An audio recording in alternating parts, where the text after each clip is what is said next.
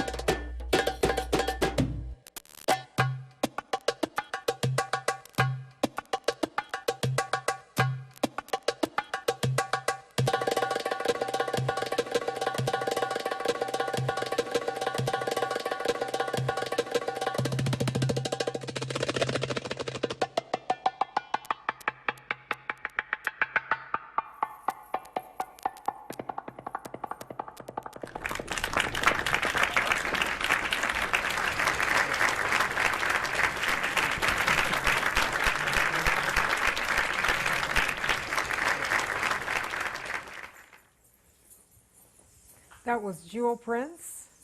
And now returning, we have Skirt Full of Fire and Fire and Gold. Performing in Dixie.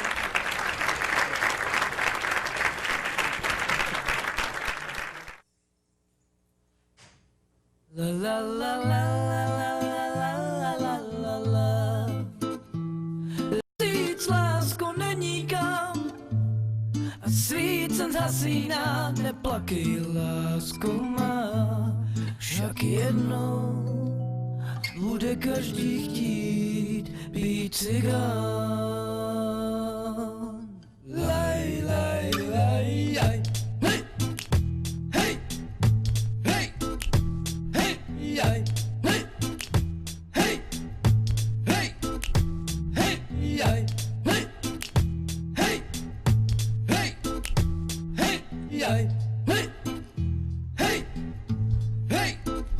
Drahá moje lásko, tohle píšu pro tebe. Doufám, že se máš fajn, kotě až do nebe. Furt nějak nemůžu překonat, co stalo se. A tak mám potřebu vyjádřit se, zpovídat se. A nejen tobě, ale všem. Protože ty jsi to mohla překonat, ale dala si mi košem. Nemůžu překonat, že tví rodiče nechtěli, abys byla s černým, jinak by tě z domu vyhodili. Chápu, že se zbála, ale spolu, lásko, bychom to zvládli, bydlení, prachy i děcko. A tak nějak všecko, stačilo přeci zabojovat, říct ne, postavit se, zabodovat. Jenže všecko je jinak, lásko moje, jsem ďábel, pro ty tvý i pro ty mý. Ach ne, proč je to tak zlý? Kdykoliv zavřu oči, tak se zamyslím a slyším tvůj nádherný hlas, nemůžu spát. Vidím tvoje modrý oči v myšlenkách. Jsi moje bílá paní, ale nechci lhát. Já tě totiž nemůžu mít rád. I kdybych chtěl, tak všechno bude proti nás. Nemůžeme utíct, lásko, není kam. A svícen zhasíná, neplakej, lásko má. Však jednou bude každý chtít být cigán. Laj, laj, laj, laj. Hej, hej, hej, hej, jaj.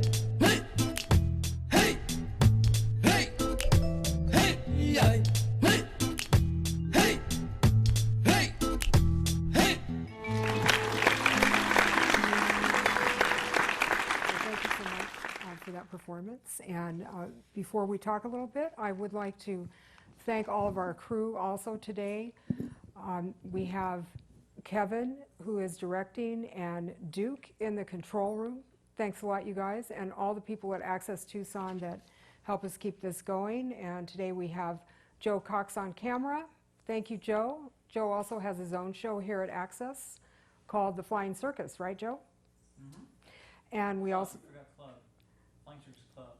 Flying Circus Club, thank you, the Flying Circus Club. And also Patrick Armstrong on camera today. So thank you very much. We couldn't do any of our shows without our crew. So Kiko, that was amazing. Oh, thank you, thank you. And tell us how long that you've been dancing. I'd say about 7 or 8 years. 7 or 8 years? Going on 8 years, I believe. Mm-hmm. And what caused you to get started with belly dance, or? Well, I've always been a dancer, regardless of cultural or hip hop. Or I've been in quite a few dancing. Mm-hmm. A friend of mine introduced me to Egyptian cabaret, and that's how I got started. So 8 years ago. And what other styles of dance were you involved with before that? I have done hip hop. I've done a little bit of modern. I've done African. I've done Native American. I've also done a little bit of Spaniard. Well, yeah, Spaniard. It's been a part of the way I grew up. My mom taught me 50s, mm-hmm. how to do like the 50s style. So I've been raised into dancing. So you've been dancing for forever. It sounds for since I was a child. Yeah. And talk to us about what you're doing now, and also, of course, we have to say it's somewhat unusual. You are a male belly dancer, And do people give you a hard time about that? I don't know. I really don't pay attention to that. You know, I mean, I may get a little bit of weird looks, or like people will be like, "Oh, I didn't even know male belly dancers, you know, are out there." And I was like, "Well, we're out there, just not in Tucson. There's quite a few of us, but in bigger cities, there are some male belly dancers in bigger cities. It's more known." Tell us a little bit about the history of that and what you know about the history of the male belly dancer. Well, from what I was told a long time ago is that men were the first belly dancers, you know, in ancient times, before it got predominated by the ladies.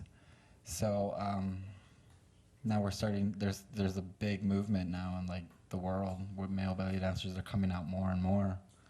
So, you know, doesn't matter what nationality, creed, lifestyle, they're coming out.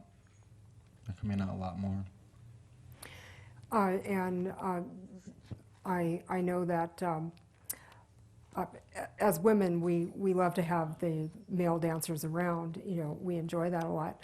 I don't know if I agree with you that it was started by men. That's not the history that I understand from the history of belly dance. So talk to me a little bit more about that.